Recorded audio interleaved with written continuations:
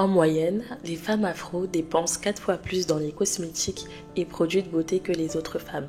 Donc, je me suis posé la question, pourquoi il existe toujours tant de problématiques dans l'entretien capillaire de nos cheveux? Pendant longtemps, dans le domaine des cosmétiques, les femmes noires n'avaient pas accès à des produits faits pour leur carnation et leurs cheveux. Aujourd'hui, c'est quelque chose qui a changé. Même dans les grandes surfaces, on peut retrouver des produits qui sont totalement destinés aux femmes afro. Ce qui a été absolument inimaginable il y a quelques années de cela. Et pourtant, malgré le fait qu'elles étaient oubliées par les canaux standards, des études sont venues démontrer qu'elles consomment environ 4 fois plus que les autres femmes sur les produits de beauté. On a même érigé cette statistique pour pousser les grandes enseignes à inclure la vente des produits pour cheveux afro. Si elles consomment plus en beauté, qu'est-ce qui fait qu'on a toujours autant de problématiques capillaires? Est-ce qu'elles consomment réellement beaucoup plus en soins et en produits de beauté? Eh bien, ma réponse, c'est que je ne pense pas. Ma réponse est non. En réalité, ce qui fait exploser le budget des femmes afro dans la dépense beauté, c'est l'achat de perruques, de tissages, de mèches et de défrisage et de lissage en tout genre. En ce qui concerne l'entretien de leurs propres cheveux, elles ne consomment malheureusement pas plus que les autres femmes. La raison pour laquelle les femmes noires dépensent plus d'argent dans les produits de beauté que les autres femmes, c'est parce qu'elles font plus d'efforts que les autres pour se conformer à des standards qui ne sont pas les siens. Et on va construire toute une routine beauté qui va répondre à des contradictions. C'est-à-dire qu'on part du principe d'être fier d'être noir et de nos cheveux afro, mais quelque part, on sent bien qu'il y a une préférence sur le cheveu lisse et on ressent moins de validation de la part de notre environnement. Alors oui, vous êtes fiers de vos cheveux afro, mais est-ce que ça veut dire que vous vous sentez plus jolie avec vos cheveux afro qu'avec des cheveux lisses, avec des mèches, avec des tissages, avec une perruque? Est-ce que ça veut dire que votre préférence va sur vos cheveux crépus? J'ai déjà fait une vidéo à ce sujet. Je vous la mets quelque part par là. Et ça se traduit comment? Eh bien, ça se traduit par des contradictions. C'est-à-dire quand on a des cheveux crépus, on va essayer de définir au maximum nos boucles, d'avoir des baby hair, alors que c'est pas naturel d'avoir autant de baby hair, d'avoir la coiffure la plus plaquée possible, la plus plate possible, parce que on essaie toujours de se conformer à des standards qui ne sont pas les nôtres, même quand on porte nos cheveux crépus. Et si je m'attarde sur les produits capillaires achetés pour prendre soin de nos cheveux, on va plutôt suivre des tendances.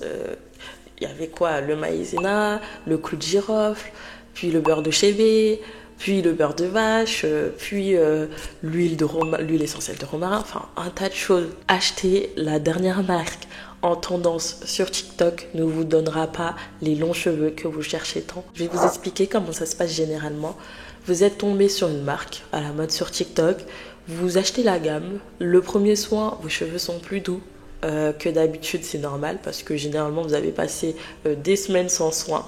Donc lorsque vos cheveux reçoivent un peu de nutrition, ils sont ravis. Et puis à cette étape-là, il y a quelque chose de très fort qui se passe, c'est que vous y croyez. Vous vous dites pendant ce laps de temps que c'est possible pour vous d'avoir des cheveux qui poussent, qui seront hydratés, etc. Parce que la marque vous a fait comprendre que c'est possible et à juste titre, et c'est une bonne chose. Et c'est une bonne chose en donnant des exemples, en recueillant des témoignages, en vous filmant des routines de soins sur une femme avec de longs cheveux crépus. Et donc vous vous dites que c'est possible pour vous. Et c'est merveilleux parce qu'à cette étape-là, vu que vous pensez que vous pouvez aussi avoir des longs cheveux afro, vous reprenez soin de vos cheveux et vous faites attention à eux. Et j'insiste sur le fait que c'est cette attention qui fait toute la différence. Et puis, allez, 1 mois et demi, 2 mois plus tard, vous les retrouvez secs, cassants, sans comprendre pourquoi. Du coup, vous vous découragez. Et à chaque fois, c'est la même chose. Vous vous découragez et pendant des semaines, vous les touchez plus. Vous remettez une perruque, vous remettez un tissage, vous remettez des mèches, vous cachez vos cheveux parce que vous n'en pouvez plus. Vous pensez avoir trouvé la solution, mais non. ils redeviennent secs, ils redeviennent cassants, vous avez perdu toute la longueur que vous avez gagnée. C'est décourageant et je comprends totalement que ce soit décourageant. Pendant quelques semaines, vous restez comme ça, vous cachez vos cheveux sous une perruque, sous des mèches ou autre. Vous les attachez, vous n'y faites plus attention pendant des semaines. Et ensuite, vous allez retomber miraculeusement sur une nouvelle gamme de cheveux qui va transformer vos cheveux ou un nouveau produit capillaire qui est le produit miracle pour vos cheveux. Il va vous faire pousser vos cheveux. Vous allez recommencer. Et c'est le même cycle. À chaque fois, c'est le même cycle. Vous allez recommencer comme ça. Eh bien, la réalité, c'est qu'il y a toute une économie qui se sert de vos souffrances pour vous pousser à l'achat. Si l'on règle le problème en profondeur, vous deviendrez moins consommatrice. Et votre budget beauté sera équivalent à celle des autres femmes. Ça rapporte beaucoup plus d'entretenir vos douleurs en vous poussant à avoir des habitudes capillaires qui détruisent vos cheveux, puis faire en sorte qu'il existe une solution miracle, mais éphémère, qui va réparer vos cheveux, puis lasser, vous retournez à la facilité de lisser, mettre des perruques, etc. Et ça détruit vos cheveux. C'est un cercle vicieux pour vous, mais un cercle vertueux et très rentable dans une économie capitaliste. La clé pour s'en sortir pour les femmes afro aux cheveux crépus, c'est de profondément réapprendre à s'occuper de leurs cheveux.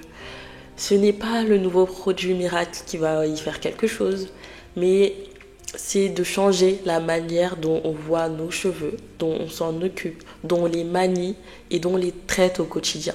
Il faut partir du principe que tout ce que vous avez appris sur l'entretien de vos cheveux jusqu'à aujourd'hui est certainement biaisé, faux parfois. Parfois vous faites des bonnes choses, mais après il y a quelque chose après qui va venir ruiner vos efforts.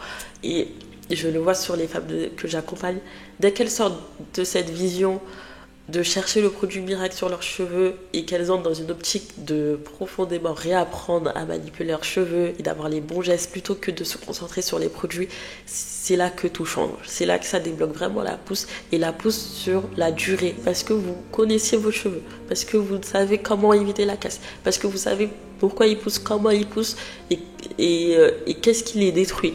C'est ça qui fait qu'aujourd'hui, vous n'avez plus à craindre de vos cheveux, vous n'avez plus à avoir peur de les manipuler, vous n'avez plus à avoir autant d'émotions négatives à propos de vos cheveux. C'est parce que vous les connaissez et vous savez les manipuler. Le plus important, c'est pas le produit que vous appliquez, c'est déjà quel est votre type de cheveux et quel produit va à votre type de cheveux.